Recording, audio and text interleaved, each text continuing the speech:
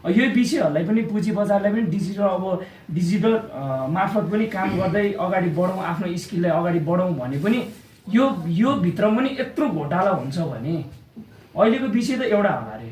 भोलिको दिनमा त तपाईँले देख्नुहुन्छ यो अर्थ मन्त्रालयमा हाम्रै घाइतेहरूकै अनुहार देख्नुहुन्छ कि यो दर्ता लिएर आउने सधैँ पनि। हामी त किनभने भ्रष्टाचार विरुद्ध सधैँ पनि हुन्छौँ कि, चाहे जुनै सरकार आउँछौँ हामी लड्छौँ कि यसको लागि।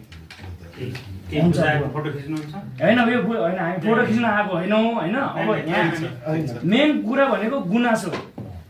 अब यस्तो हो, यो गुनासोको लागि चाहिँ म भन्छु गुनासोको लागि चाहिँ हामीले फोन पाएको छ अर्थमन्त्रीज्यूसँग। उहाँले चाहिँ उहाँको बैठक सकाए पछाडि आउनुहुन्छ भनेको छ। उहाँलाई गुनासो दिए हामीले अब यो त उहाँले पढ्नु भइहाल्छ, आउँछु भन्नुभएको छ।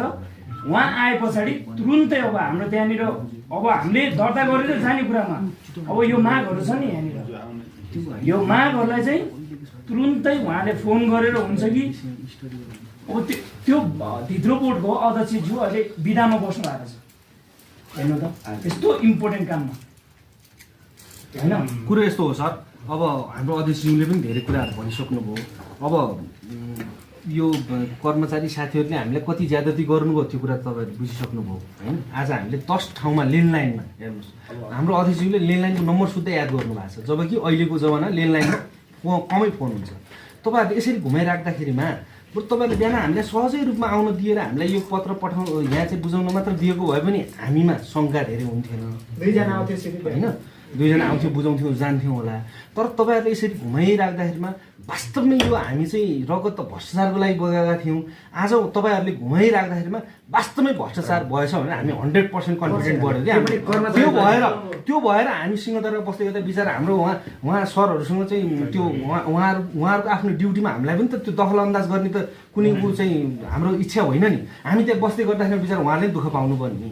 ल हेर्नुहोस् त, तपाईँहरूको एउटा कर्मचारीले त्यो ल्यान्डलाइन किन बनाउनु भएको हो हजुरहरूले भनेको त्यो हाम्रो गुनासो सुन्नलाई होइन। अनि एउटा कुरा है सर, अर्को कुरा यो मागहरू चाहिँ यो जुन 4वटा माग राखिएको छ नि, यसमा चाहिँ अरू यो 2, 3, 4को माग जेसुकै होला है। यो पहिलो नम्बरको माग चाहिँ यो आइपिओ बाँडफाँड चाहिँ तत्कालै तपाईँहरूले के गरेर चाहिँ रोक्नुपर्ने हो। अन्तर्मन्त्रीलाई अहिले बोलाएर हुन्छ कि के गरेर हुन्छ होइन। बिहान आएको भए कुरो अर्कै हुन्थ्यो। तपाईँहरूले धेरै घुमाएपछि 100% भ्रष्टाचार भएको छ भन्ने हो। यसैको लागि रगत बनायो, बगाएको रगतले न्याय पाउनुपर्छ, अरू कुरा खास। 73 लाख डेबिट एकाउन्ट खोलेको मान्छेहरू छन्, नागरिक तत्काल रोक्नु पर्यो कि। त्यो नागरिकमा हामी जेएनजी पनि